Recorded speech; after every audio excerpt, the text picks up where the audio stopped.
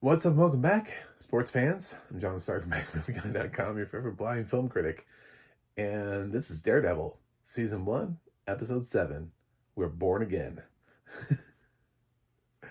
And I've been getting some comments, which is good. I like engaging. So now that I've read your comments and we have a new episode this week, and I've absorbed the thoughts. How did I feel about Daredevil Episode 7? Well, um,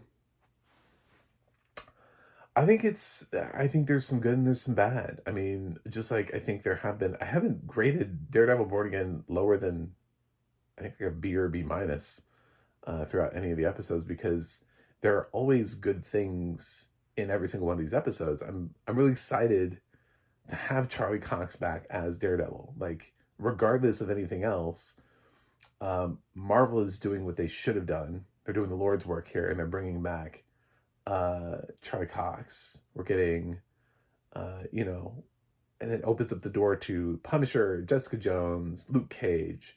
They're coming back. I don't know if Iron Fist is coming back. I feel like not everybody was super excited about that, but I'd be more interested in seeing some of the side characters in some of these things come back, like Elektra or um, I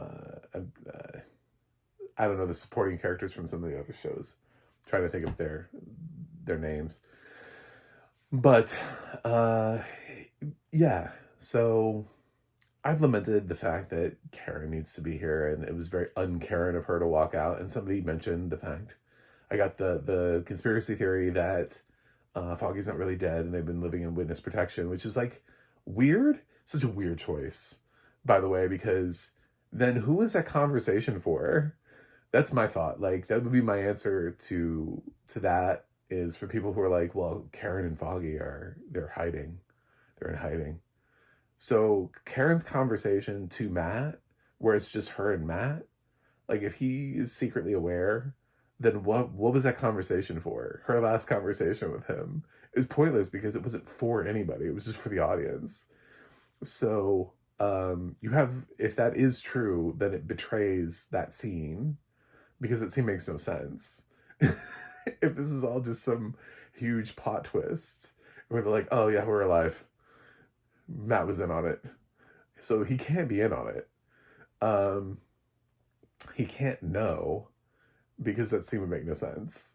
So it makes sense only if Karen and Foggy are hiding and can't tell Matt, which I guess I'll wait for them to make that make sense.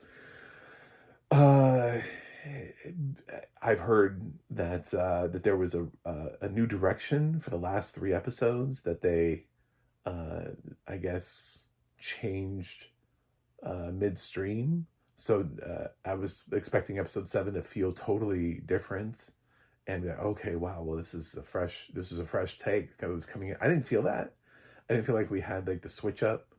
I didn't feel like we went in a completely different direction, unless that person was like, well, we have to wrap up this dumbass Muse storyline. That's what episode 7 does, is it just finishes Muse. Um, so I can't imagine that was what a new showrunner would have wanted. It was immediately like, well, okay, I'm stepping in an episode. Oh my God, who's this Muse guy? Oh, we got to get rid of him. Uh, so yeah, I think, uh, we have Matt having a conversation with Heather, and she sees him. I was a little bit worried because in the audio description they mentioned the fact that like there's blood like coming off his leg. I'm like, she's gonna notice that, because she like gets in the shower with him, and it's like, I don't know that Matt knows that there's blood running off of his leg, but I was like, there's definitely gonna be a conversation here about, because he's like fully naked in the shower. Of course there is, because she sees bruises, and he's like, yeah, I went out for a walk and I bump into things, and it's embarrassing. I don't want to tell you that. And I was like,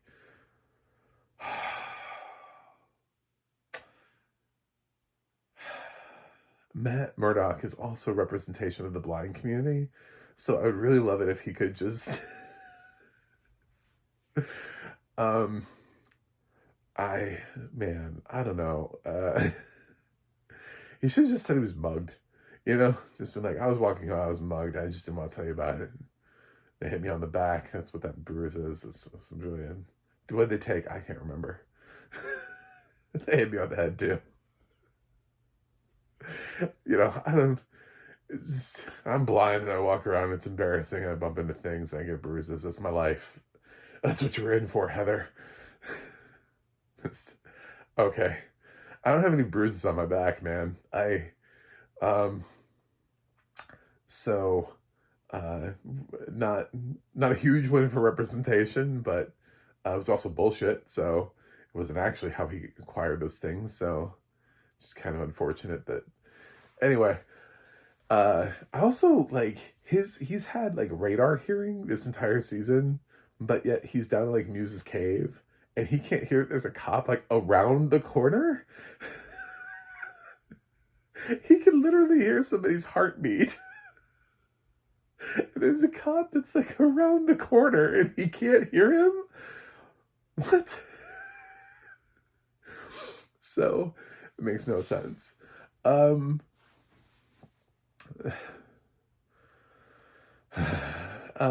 so it's like his powers work when he wants them to work. I don't know. But yeah, he finds out that Muse has wanted to go after Heather this whole time, has been a patient of Heather's. And so he has to go save Heather, which he does, and dispatches of Muse in a really excellent action sequence, a little fight sequence, which was really well described, and loved that. Um, I love that Heather was the one that killed Muse, and then Kingpin takes credit for it. Like, he has his little special task force take credit for it. But I'm like, but Heather lived, and she remembers doing it. So now she knows that you're promoting bullshit. So, um, I don't know. Did he think Daredevil uses a gun, or doesn't he know Matt well enough to know that Daredevil is using a gun? I don't. Choices. I don't quite get it. Did I like this episode more? Sure. I liked the ending. I liked how Vanessa had met with that guy, and it led us to believe that maybe something else would happen. But then Kingpin is like 10 steps ahead. I like that because he's supposed to be, because he's Kingpin, because he's the main villain. And I didn't expect that Vincent D'Onofrio would be off in the 7th episode of the first season of a two season Daredevil Born Again revival. So I'm interested to see where this continues to go. For me, I like the episode more than episode 6. Sometimes we introduce characters, we don't really go anywhere with them. And the series has a hard time balancing these sort of peripheral characters. It's like watching a scene with Cherry and you're like, well, Cherry's not really evolved well enough. And neither is the actress that Matt is sharing the law firm with. So when I hear her talking about how she feels like she should be trusted, I'm like, I think Heather's had more screen time than you at this point. So they're having a little bit of a hard time balancing some of the new characters, and which is fine because I don't really care about them that much. But then when you want me to listen to them, or you want me to care about them, it's a little bit hard to do that because there's nothing there. There's very little foundation for us to stand on. So, but no, I would say this isn't my least favorite episode of the season. But it's also not my favorite. Episode 5 is my favorite episode of the season, followed by episode 1. I actually did like a lot of the fight sequence there, and I was less bothered by, even though a lot of old Daredevil fans were like, well, Matt never kills. He would never have done that to Bullseye. It was like, well, first of all, Bullseye didn't die, which is really dumb because he should have from that fall. But he didn't actually kill Bullseye. He did just drop him off. It's almost like Matt knew that the fall wouldn't kill him. So the argument is nullified by the fact that he didn't come. So yeah. And last episode episode 6 had that really cool part where they were juxtaposed against each other with Daredevil and Kingpin both in those fights. That was cool. That was It was a fun way to show that. Here, I think there were some interesting parts of this that I enjoyed. I like the ending. I like that Kingpin he's calmly, very reminiscent of The Godfather, just sitting there having dinner by himself. His back is to the door too. That's how confident he is. As he eats with his back to the door. And then his dude just steps out of the shadow and just blasts that guy away. That was great. So I'm not hating on Daredevil. It's not my least favorite MCU show, but it's not. I don't think it's where the Netflix show was. So it's struggling to find that footing, and I do want at least Karen back. Like this show, I'm deeply missing Karen at this point because even if the conspiracy about Foggy is not like if he's not alive, if he really did die, and it's just Karen, well then where's Karen? I'm still gonna keep saying that until it happens. So I eagerly await the return of Karen to the show. So I've never wanted a Karen more in my life than I've wanted. Part of it is also, I'll be honest and say that I like Deborah Ann Woll as an actress. I watched True Blood all the way through. I was a big fan of True Blood. So I'm attached to who she is as an actress as well.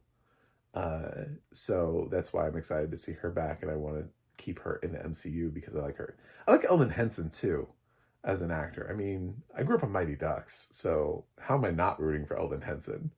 So, I mean, both those actors, it's like I would want to keep them around just because I enjoy them as actors, as individual talents. Daredevil Born Again, season 1, episode 7. I'm gonna give you a B+. I thought overall you're pretty good. We got to work on peripheral characters, on building them up, so that when we're asked to focus on them, and then make things make sense. Like when Daredevil's having the conversation with Cherry and he's trying to get Cherry to give him some information, Cherry's like, "No, I'm not gonna be a part of this." It's like me as Daredevil would have been like, "Okay, Cherry." So I want you to ask yourself this: you think the cops are gonna find Muse on their own, correct? That's why you don't want me to get into it. So what is the number? How many people does Muse get to kill before you give me the information that I'm asking for? What is that number? I love that Daredevil's just like, I don't know. I guess, well, Cherry said no. End of that conversation. Why didn't he push it? Why didn't he say, dude, there's 60 people. Yeah, I know I said I wasn't going to come back as Daredevil, but 60 feels like a lot. You know? 60 does feel like a lot of people. He's not just like a casual, like, serial killer who's on, like, the 4th victim. You know? Like, oh, well, just run. No, 60 is a lot of people. If we had somebody in the real life in the news right now that we knew was an active serial killer with 60 victims, like, I feel like our society would be going nuts. You know, that's a ton of people. So for Cherry to just be like, it's not enough for you to be Daredevil.